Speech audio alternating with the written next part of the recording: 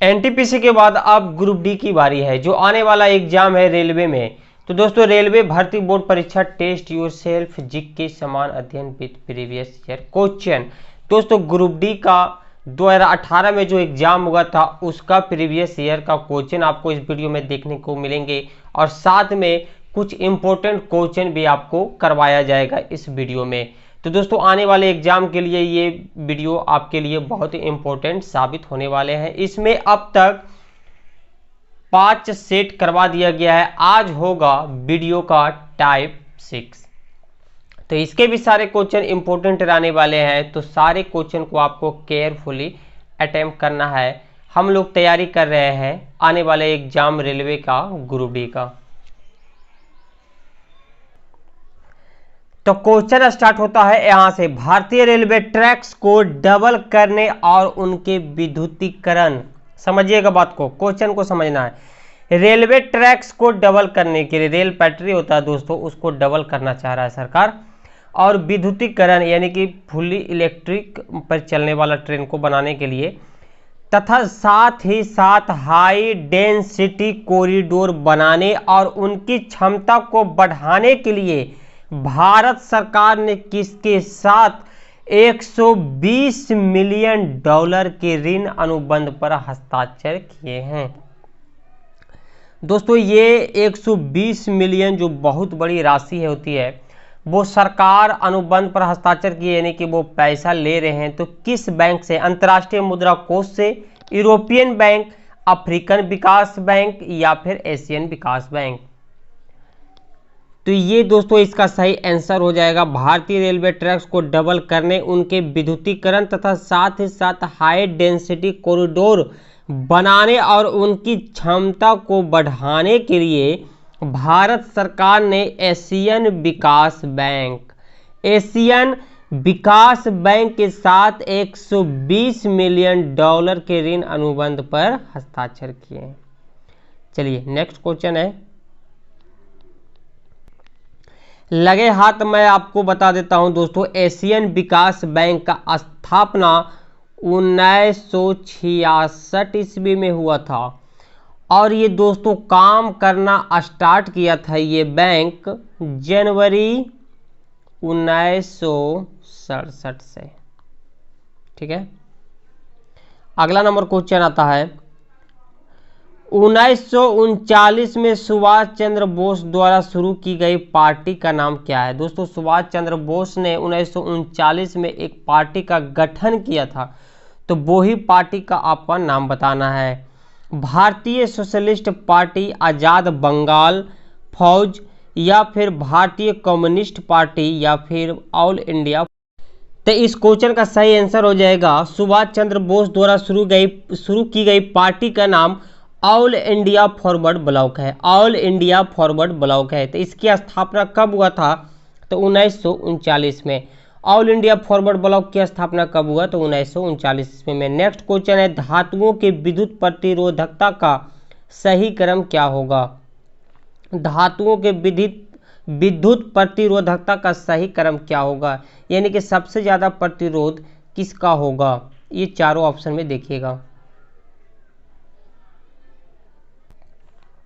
तो इस क्वेश्चन का राइट आंसर हो जाएगा सी नंबर।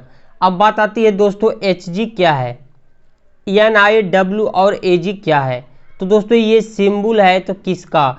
Hg सिंबल होता है किसका? पारा का। ठीक है, Hg सिंबल होता है पारा का, Ni सिंबल होता है निकेल, और W आपका हो गया टंगस्टन, और Ag आपका हो गया सिल्वर। ठीक है, तो सबसे ज़्यादा विद्युत प्रतिरोधकता होता है Hg का, यानी कि पारा, फिर निकेल, फिर ये टंगस्टन आपका हो जाएगा, फिर इसका होता है सिल्वर का। अच्छा, एक बात और बताइएगा, विद्युत प्रतिरोध का एसआई मात्रक क्या होता है? विद्युत प्रतिरोध का एसआई मात्रक होता है ओम। इसका सिंबल ये होता है। नेक्स्ट बात आती है इसमें, धातुओं की विद्युत प्रतिरोधकता अधातुओं की अपेक्षा कम होती है। इस पॉइंट को भी आपको ध्यान में रखना है। धातुओं की विद्युत प्रतिरोधकता जो होती है दोस्तों, अधातु से कम होती है।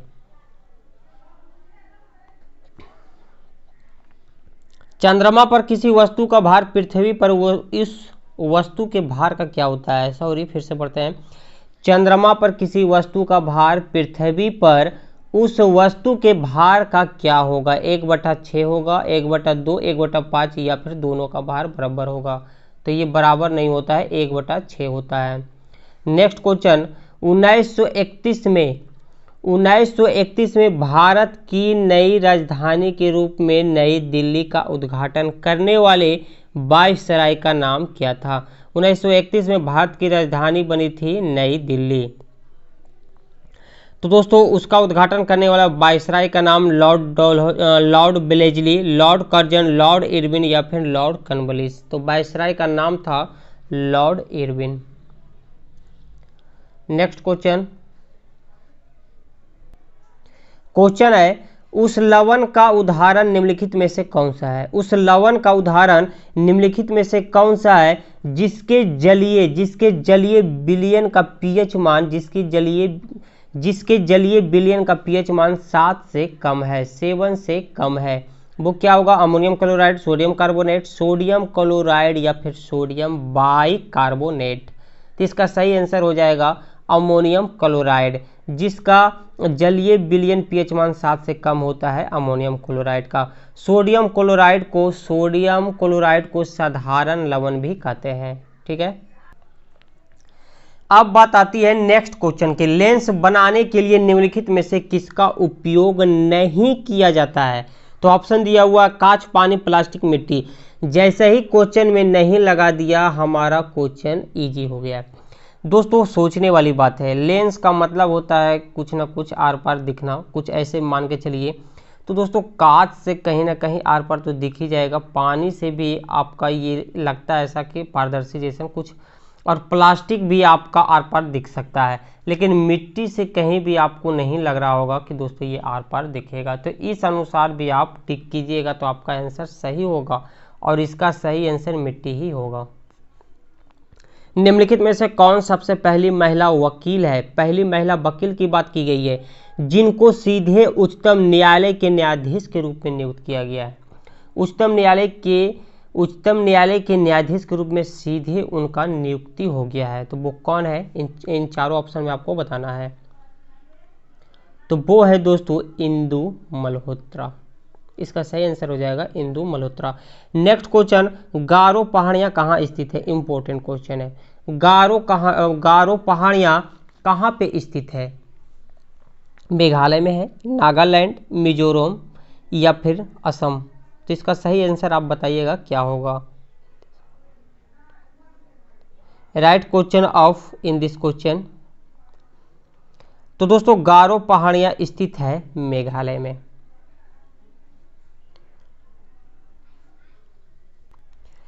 एक दुआओ क्वेश्चन इसमें पूछ लेता है इस टाइप का, नीलगिरी की पहाड़ियाँ कहाँ है। तो वो है तमिलनाडु में।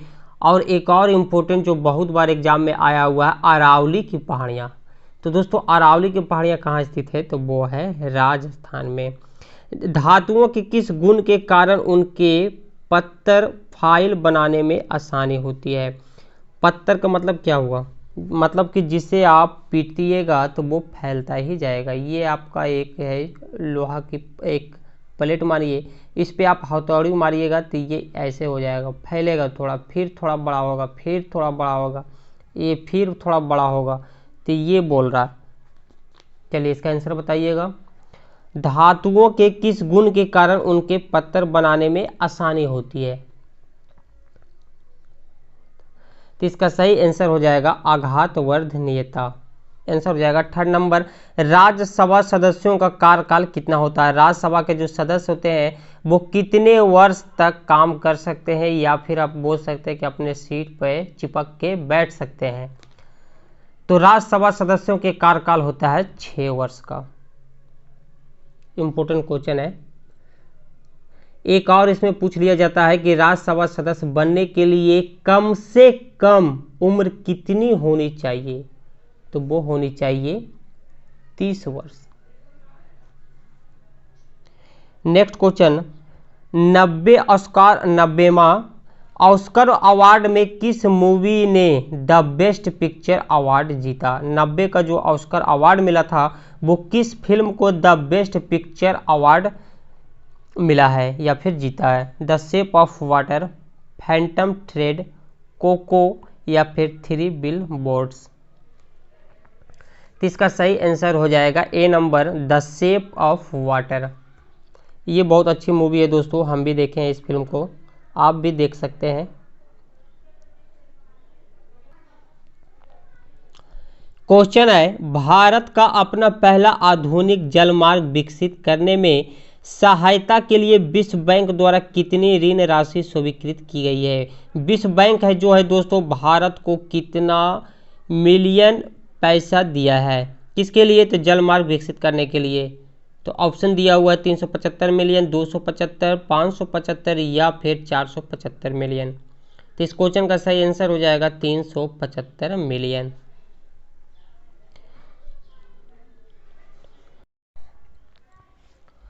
कॉन्स्टेंटन डॉट डॉट डॉट धातुओं को मिश्रित करके बनाया जाता है। कौन से धातुओं को मिलाकर हम कॉन्स्टेंटन धातुएं तैयार कर सकते हैं? दिया हुआ है आपका ऑप्शन में। वीडियो को रोक के पहले आप इस क्वेश्चन का आंसर बताइएगा। ये ग्रुप डी का क्वेश्चन है दोस्तों, पिछले साल 2018 का जब एग्जाम हुआ था तब ये क्वेश्चन उसमें पूछा गया था। और इसके पहले मैंने जो भी वीडियो अपलोड कर दिया हूँ, अगर आप उस वीडियो को भी देखना चाहते हैं तो प्लेलिस्ट में आप जाइएगा, टेस्ट योर सेल्फ के नाम से प्लेलिस्ट बना होगा, आप वो देख सकते हैं। तो दोस्तों ये बनता है कॉपर और निकिल को मिला के। तो ये कॉपर कितना मिलता है और निकिल कितना मिलता है? तो कॉपर मिलता है 70%, ये ज़्यादा डाला जाता है, और फिर निकिल होता है 30%, तब ये जाके तैयार हो जाता है।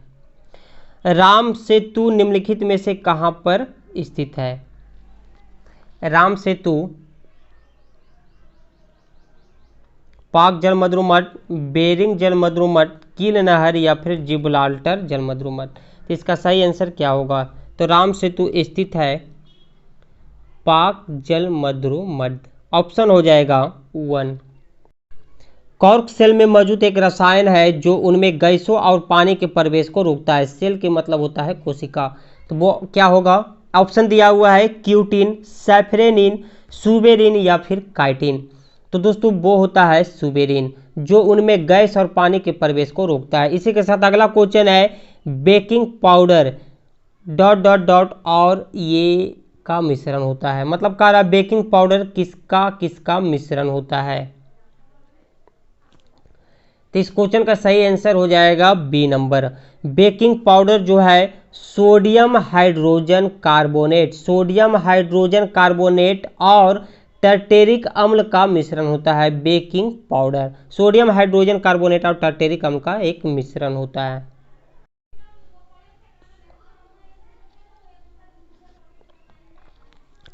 दिए गए परिपथ में किसका प्रभाव वामावर्त होता है? लेफ्ट हैंड, राइट हैंड, वामाहर्त, ये जो बोलते हैं दोस्तों खैका हथा और वामाहथा, यही बोला है। दिए गए परिपथ में किसका प्रभाव वामाहर्त होता है? वोल्टेज, प्रतिरोध, धारा या इलेक्ट्रॉन का? तो ये होता है आपका इलेक्ट्रॉन का।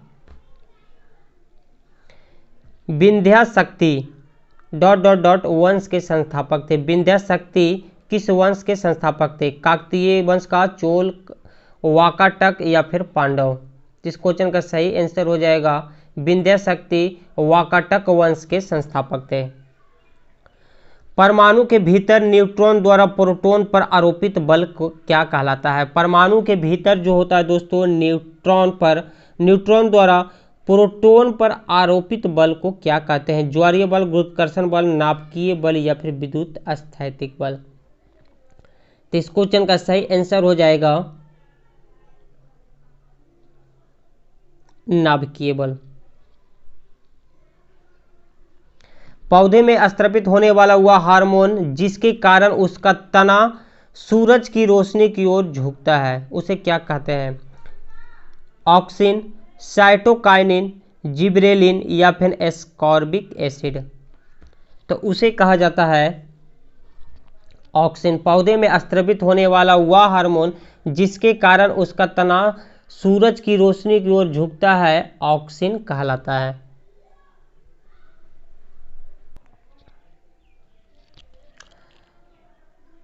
देखिए ये जो दोस्तों गुलाबी वाला जो नोट निकला है नया वाला 2000, उसकी बात की गई है। 2000 के भारतीय बैंक नोट पर छापा मंगलयान का जो फोटो उसमें चित्र दर्शाया गया है, उसका क्या मतलब है? भारतीय अंतरिक्ष यान शक्ति है, भारतीय आर्थिक विकास है, भारत का तकनीकी विकास है, या फिर अंतरिक्ष में भारत का पहला उड्डयन है। तो ये दोस्तों आप देखे होंगे, और नहीं भी देखें तो आप देख लीजिए, पैसा होगा आपके घर में तो आप मिलाइएगा तो देखिएगा अंतरिक्ष जैसा कुछ लगेगा उसमें। कार्य करने की दर क्या कहलाती है? तो कार्य करने की दर को हम लोग कहते हैं शक्ति। नेक्स्ट क्वेश्चन, भारतीय क्रिकेटर के इतिहास में एक T20 मैच में 5 विकेट लेने वाले पहले भारतीय गेंदबाज कौन है? T20 मैच हुआ था जो इसमें 5 विकेट लिए थे, तो उनका नाम है यजुवेंद्र चहल।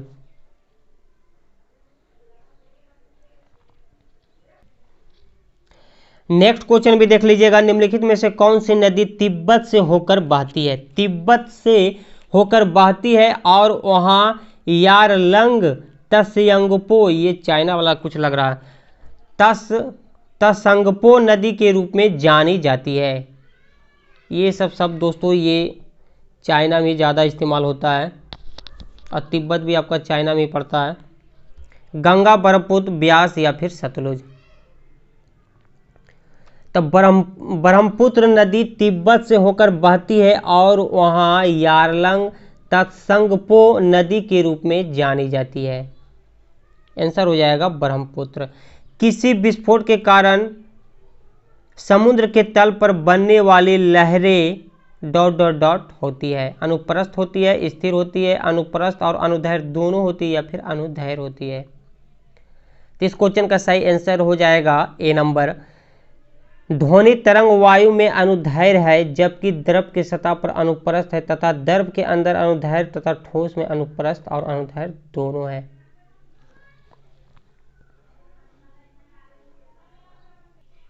नहीं समझ में आया होगा, देखिए फिर से बताते हैं।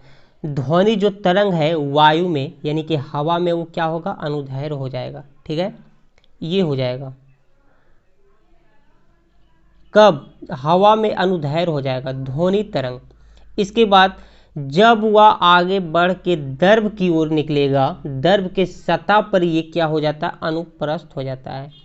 द्रव के सतह पर जब आएगा तो अनुप्रस्थ हो जाएगा, और जब ये द्रव के अंदर प्रवेश कर जाएगा तब क्या होगा?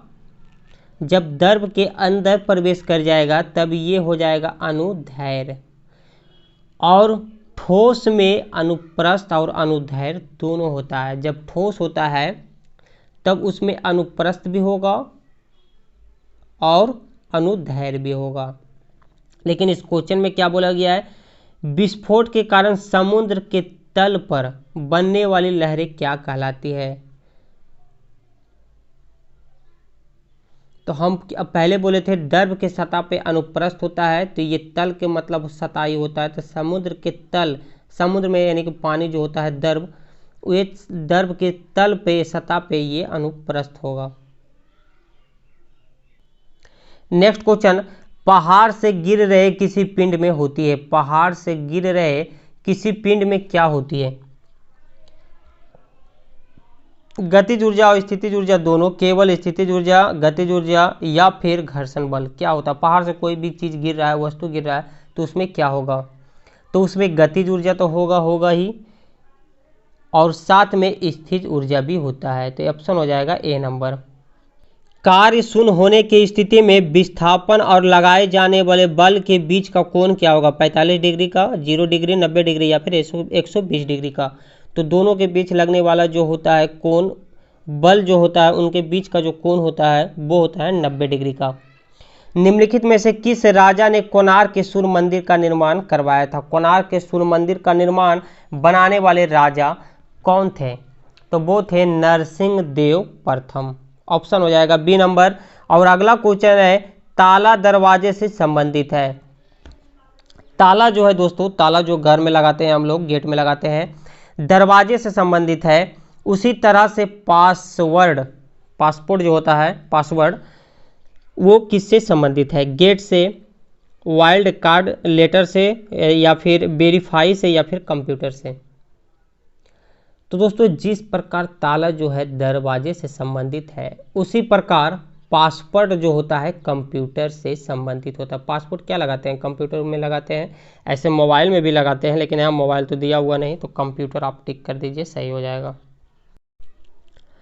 Bangalore metro rail corporation limited ने कनप्पा आगहारा में एक स्टेशन का निर्माण के लिए वहाँ पे एक स्टेशन बनाना चाहते हैं, जिसके लिए किस कंपनी के साथ एक समझौता पर ज्ञापन पर हस्ताक्षर किए हैं। तो ये ऑप्शन दिया हुआ है, तो इस क्वेश्चन का सही आंसर है हस्ताक्षर किया गया था इन्फोसिस कंपनी के साथ। ये आपका न्यूमेरिकल का क्वेश्चन है, ये भी आपका न्यूमेरिकल का क्वेश्चन है, ये सब अलग से बनेगा दोस्तों, अलग से वीडियो में लाया जाएगा। इसे हम बता देते हैं, किसी माध्यम में एक कण 2.5 सेकेंड में 40 कंपन पूर्ण करता है तो तरंग की आवृत्ति क्या होगी। तो तरंग की आवृत्ति बराबर होता है दोस्तों, ये फार्मूला आपको याद रहेगा तो बन जाएगा, दोलने की कुल संख्या। तो दोलने की कुल संख्या है आपकी 40 कंपन पूर्ण करता है, ये है कुल संख्या। और कुल लगा समय सेकेंड में, तो समय कितना लग रहा है, तो 2.5 लग रहा है। जब इसे काटिएगा तो ये हो जाएगा 16। तो इस क्वेश्चन का आंसर हो जाएगा आपका, कहाँ गया, हाँ ये है आपका डी नंबर। नेक्स्ट क्वेश्चन, ये भी आपका न्यूमेरिकल है, ऐसे इसका आंसर बता देते हैं। ये हो जाएगा 25 ग्राम में सल्फ्यूरिक अम्ल के कितने मोल होते हैं, तो ये होता है 0.255। ये अगला नंबर क्वेश्चन, समूह इतना में निष्क्रिय गैस होती है, किस समूह में निष्क्रिय गैस होती है, क्वेश्चन दिया हुआ है दोस्तों। निष्क्रिय गैस बोलिए या फिर अक्रिय गैस बोलिए, दोनों एक ही है। तो ये किस समूह में होता है, तो ये 18 समूह में आता है। और निष्क्रिय गैस कौन कौन है ये मैं बता देता हूँ आपको, helium, neon, argon, krypton, xenon और रेडोन। फिर से helium, neon, argon, krypton, xenon और रेडोन, ये होते हैं टोटल 6। निम्नलिखित में से कौन सा पुरस्कार द इंग्लिश पेशेंट ने जीता, तो इसका आंसर हो जाएगा बी नंबर, लेखन के लिए वार्विक पुरस्कार, लेखन के लिए वार्विक पुरस्कार।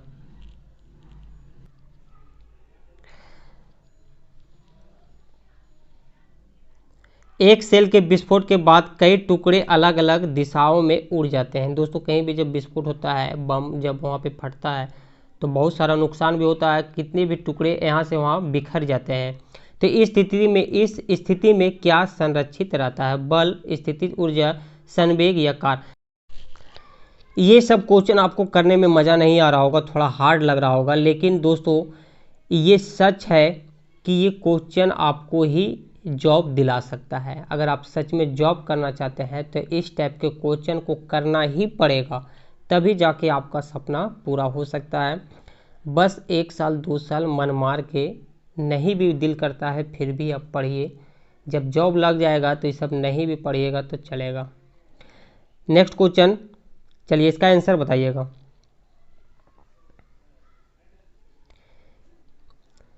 तो दोस्तों इसका आंसर हो जाएगा, एक सेल के विस्फोट के बाद कई टुकड़े अलग अलग दिशाओं में उड़ जाते हैं, इस स्थिति में क्या संरक्षित रहता है, तो ये संरक्षित रहता है संवेग। अगला नंबर क्वेश्चन और आज का लास्ट क्वेश्चन, किसी वस्तु का चंद्रमा पर भार बराबर ये क्या होगा, 1/6 इंटू इसका पृथ्वी का भार होगा, या 5 इंटू इसका पृथ्वी का भार होगा, 6 इंटू इसका पृथ्वी का भार, या फिर 1/5। तो क्या होगा इसका आंसर। तो दोस्तों किसी वस्तु का चंद्रमा पर भार बराबर होगा 1/6 इंटू इसका पृथ्वी पर भार, आंसर हो जाएगा ये नंबर।